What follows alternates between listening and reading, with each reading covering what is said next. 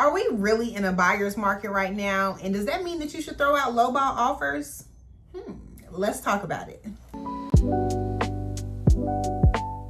What's up, y'all? My name is Paris Herbin, your favorite realtor here in the Northeast Florida area, providing you with an expertly guided and authentic experience. I don't just unlock doors for you. I unlock dreams and the lifestyle that you desire to have.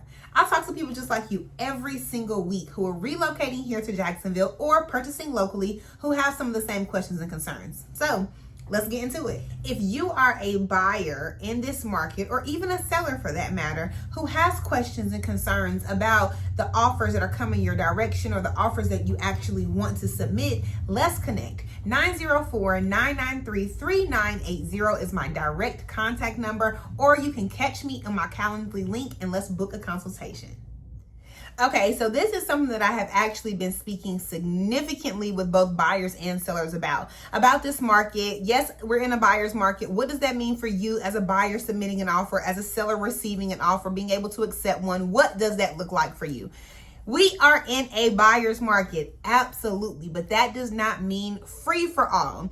And so what is a buyer's market? What is the determining factor of a buyer's market? Inventory, or a seller's market for that matter, but we're in a buyer's market.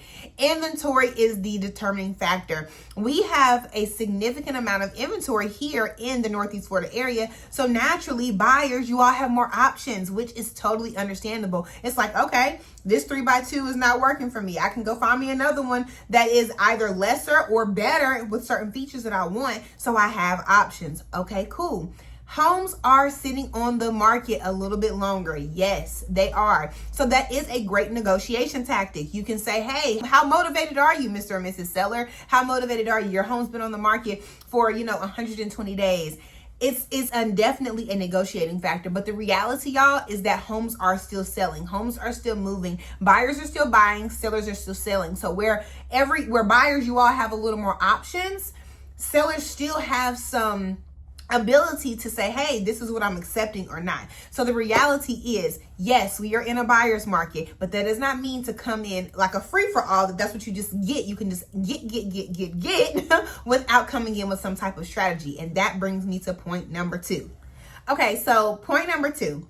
When does coming in at a lower price point actually make sense? All right, so let's talk about it. So if you are a buyer and you're like, hey, I think that the house is worth this, or this is my budget, this is what I can work with, this is what I'm willing to do based off of this particular home that I saw.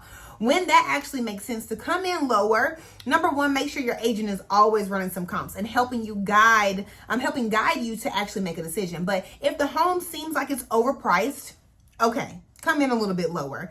If the home has been sitting there for some time, okay, you can come in a little bit lower because the motivation may be there. And that brings me to this point, that if the sellers are motivated, they may be like, okay, we need to get this home sold. It's okay. We'll take a little bit less. It's meeting our numbers. It's all good. Now, when does that not make sense? If it's a new listing, y'all, honestly, if it's been on the market less than 30 days, even 45, coming in significantly low can sometimes feel like an insult to a seller, okay? If it is already competitively priced, meaning have your agent take a look at some things and make sure that everything is in alignment. If it is already competitively priced, it's a little challenging to receive something that's significantly lower when it's competitively priced with what's being sold in the area. And then also, if this is a highly sought out or an area that is in high demand, things are selling left to right, coming in super low is going to not be a good thing for you. It's not good strategy at all. So the reality is, coming in without a strategy will either have you be completely ignored and you won't have any opportunity, or you'll just completely miss out if you are not strategizing with your offer. So make sure you are making it make sense. So the reality is that you want to lead with strategy, not emotion. That brings me to point number 3. Smart buyers are winning the offers these days, okay? Y'all, in a buyer's market, homes are getting sold, buyers are buying homes, okay? So the way that you offer or you approach an offer with strategy is that you look at those comps, look at the days on the market, make sure that you're flexible with your terms, that you are understanding that you have certain timelines to do certain things, and you want to make sure that you are being intentional about that, strategizing, understanding what the motivation of the seller is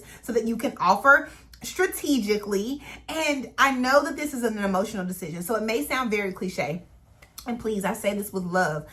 You have to set your emotions to the side. If you have made a decision to say, I'm purchasing a home and this is what I'm doing, these are the things that are non-negotiables. These are my wants, my interests, and my needs. I know what it is that I want. You have to set your emotions to the side and understand that certain things may be perfectly in alignment. Other things you may have to compromise, and there may be some sacrifice that has to go, especially if you're purchasing a home that has already been lived in.